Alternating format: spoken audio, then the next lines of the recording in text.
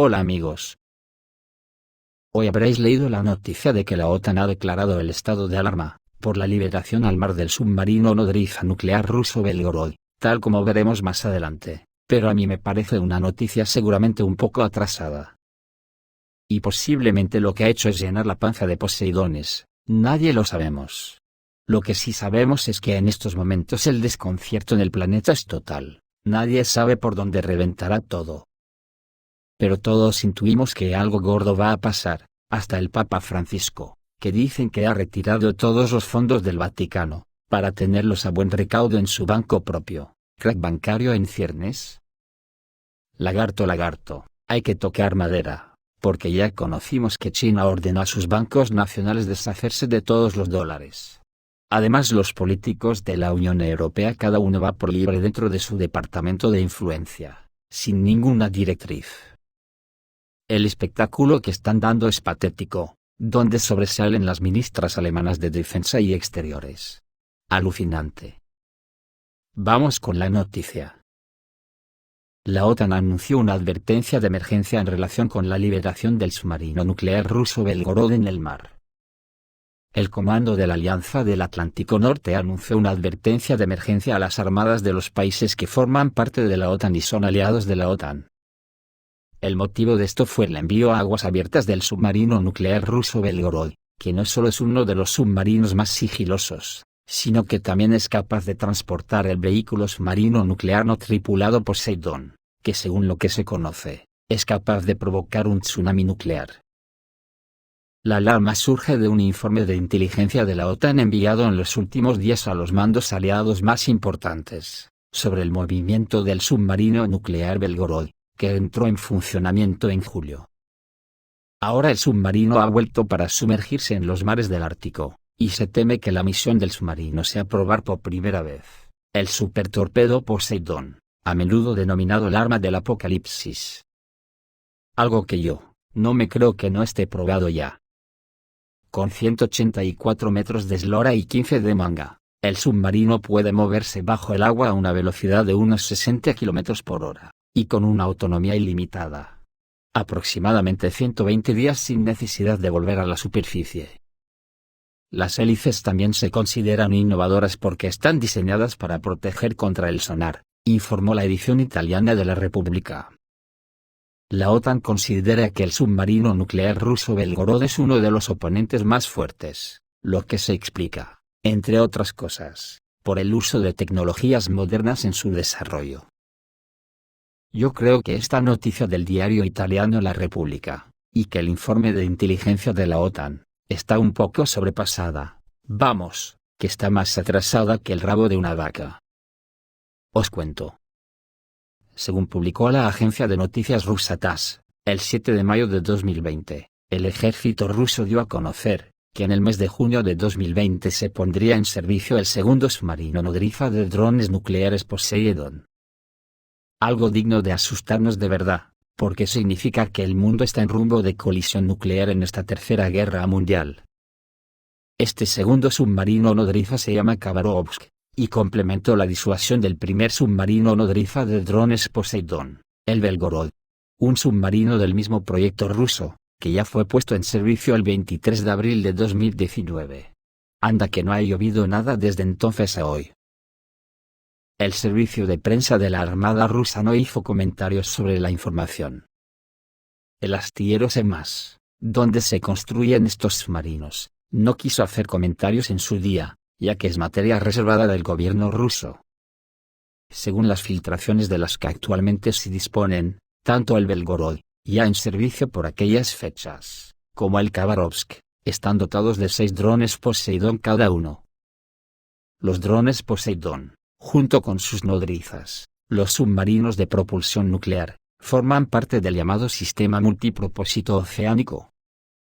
Una fuente de la industria de defensa rusa le dijo a la agencia TASS, que el dron Poseidón sería capaz de transportar una ojiva nuclear con un rendimiento de hasta 100 megatones. Según los datos reportados, el Poseidón cuenta con una capacidad de alcance intercontinental y una profundidad operativa de más de 1000 metros. ¿Qué podemos pensar de semejante locura? No olvidemos que por mucho que el avestruz entierre su cabeza en la tierra, el cazador no desaparece, y si en estos tiempos de confinamiento al que nos sometieron con la pandemia, no nos ha servido para reflexionar. No creo que el futuro que tengamos por delante sea muy halagüeño, lo digo porque el cazador efectivamente no desaparece. Lo estamos viendo en el desarrollo de esta tercera guerra mundial, donde Estados Unidos y la OTAN junto a sus burguesías no ceden ni un milímetro, siguen en su enésimo intento de derrocar gobiernos y provocar revoluciones de colores.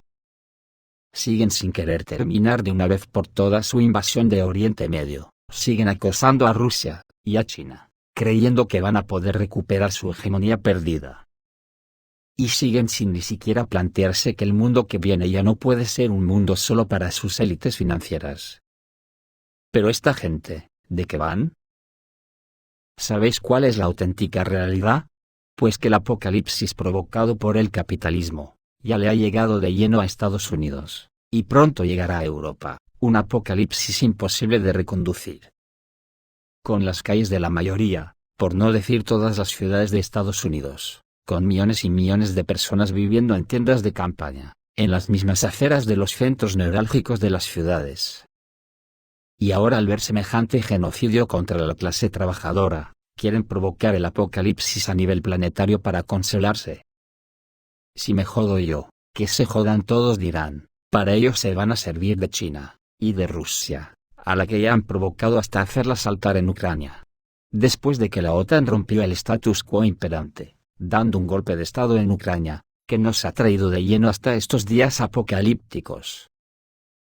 ¿Cómo estará la situación que estos días están saliendo informaciones en muchos medios, sobre un posible colapso del sistema bancario mundial, que hasta el Papa Francisco ha puesto a buen recaudo sus brutales fortunas?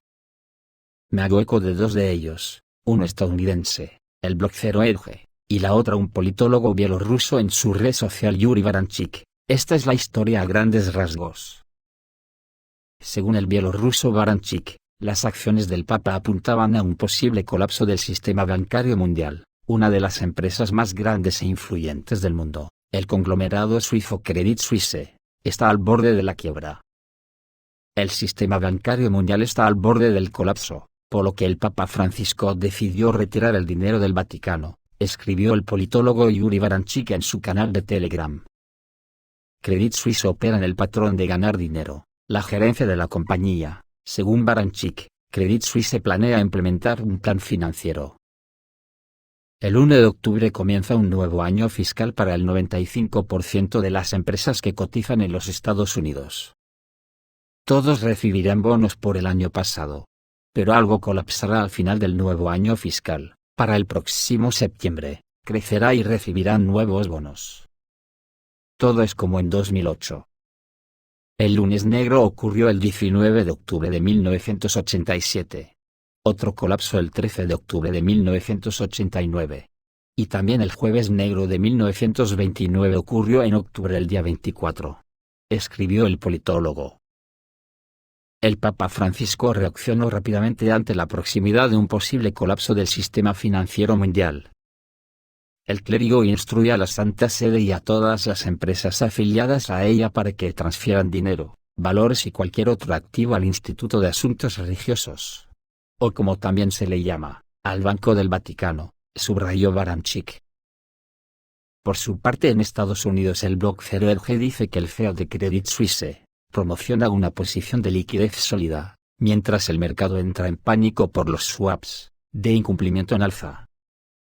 Por segunda semana consecutiva, el nuevo director ejecutivo de Credit Suisse, Ulrich Körner, trató de tranquilizar a los inversores, y de hecho, a todos los participantes del mercado mundial, diciendo que el banco suizo en problemas es seguro.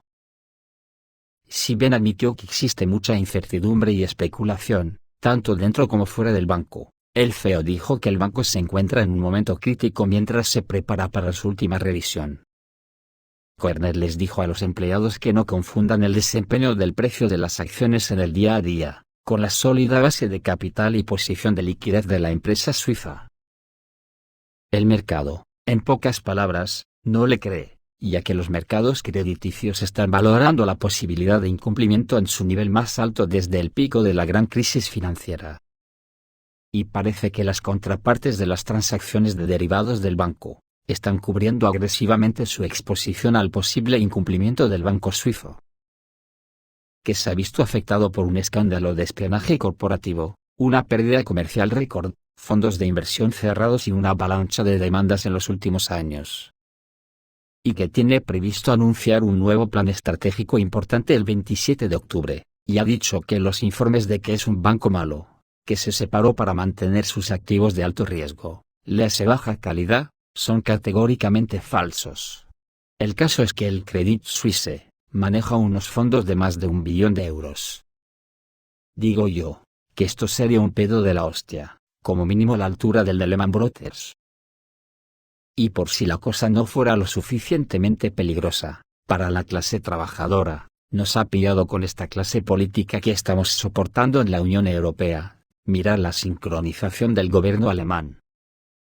Ya dijimos el otro día que el Parlamento alemán, en votación, prohibió el envío de más armas a Ucrania. Pues bien, después del discurso de Putin, y la siguiente petición de Ucrania de entrar en la OTAN por la vía rápida, la ministra de Exteriores alemana Annalena Baerbock destacó la importancia de que la OTAN no se una al conflicto de Ucrania. Recordemos que Annalena Baerbock siempre se ha distinguido por ser una rusófoba de primer orden, pues resulta que esta vez reaccionó con cautela a la intención del gobierno ucraniano de unirse a la Alianza Atlántica por la vía rápida.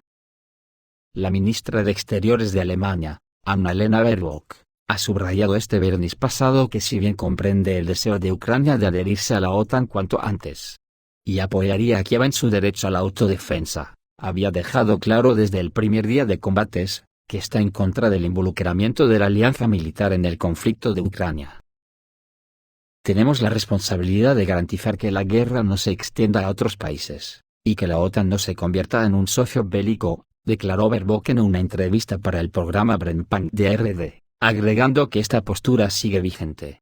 Digo yo que seguramente esta ministra no se ha enterado que incluso al enviar armas masivamente a una nación en guerra, ya es estar involucrada, pero sobre todo, que tiene que obedecer a su parlamento alemán.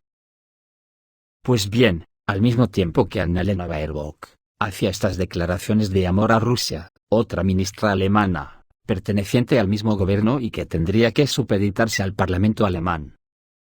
Su compañera la ministra alemana de Defensa Christine Lambrecht, llegó este sábado a la ciudad ucraniana de Odessa, en una visita no anunciada, tras su paso por Moldavia, en la que se comprometió a proporcionar en los próximos días el primero de los largamente prometidos sistemas de misiles tierra-aire IRIS-T-SLM. Se trata de un sistema móvil compuesto por un radar de seguimiento, un centro de control y una plataforma de lanzamiento con 24 misiles guiados por infrarrojo, que puede repeler ataques de cazas de combate, helicópteros y drones en un alcance de 40 kilómetros, y a una altura de 25 kilómetros, al mismo tiempo. Es capaz de interceptar misiles de corto alcance y misiles guiados. Dentro de unos días, entregaremos el modernísimo sistema de defensa aérea IRIS-T, anunció la ministra alemana tras una reunión con su homólogo ucraniano Alexei Reznikov, en la ciudad de Odessa.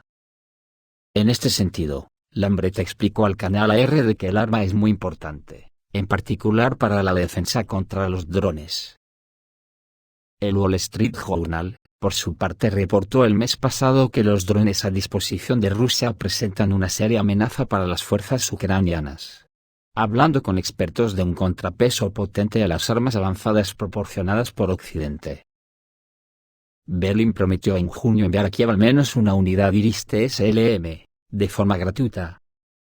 Mientras, según informes, Ucrania quiere obtener mínimo una decena, y se ha ofrecido a comprar el resto directamente al fabricante. Aunque las propias Fuerzas Armadas alemanas aún no han recibido sistemas de esta nueva versión, cuyo precio ronda los 150 millones de euros. Alemania, desde que estalló el conflicto ruso-ucraniano a finales de febrero, ha enviado a Ucrania armas por valor de más de 743 millones de euros, incluidas múltiples entregas de blindados antiaéreos Gepard y obuses PZH-2000.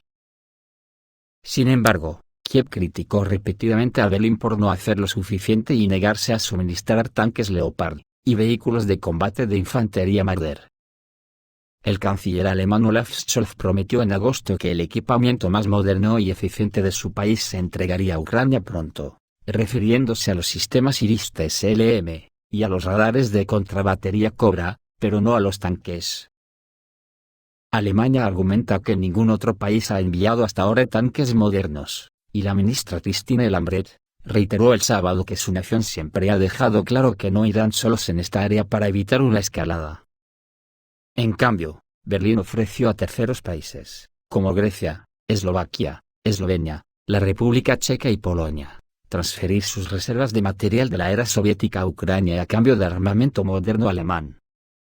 Ya veis, el Parlamento alemán va en una ruta, la ministra de Defensa va por otra, y la de Exteriores también tiene ruta propia.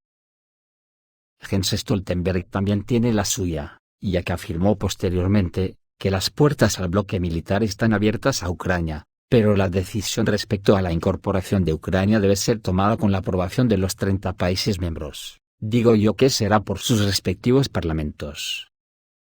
En todo caso, aseguró que la organización seguirá apoyando a Kiev en su lucha contra Rusia cuanto tiempo sea necesario. Una federación rusa, que también le ha buscado a los submarinos nodriza de Poseidones, una ruta alternativa. Esto es todo amigos, reciban un saludo.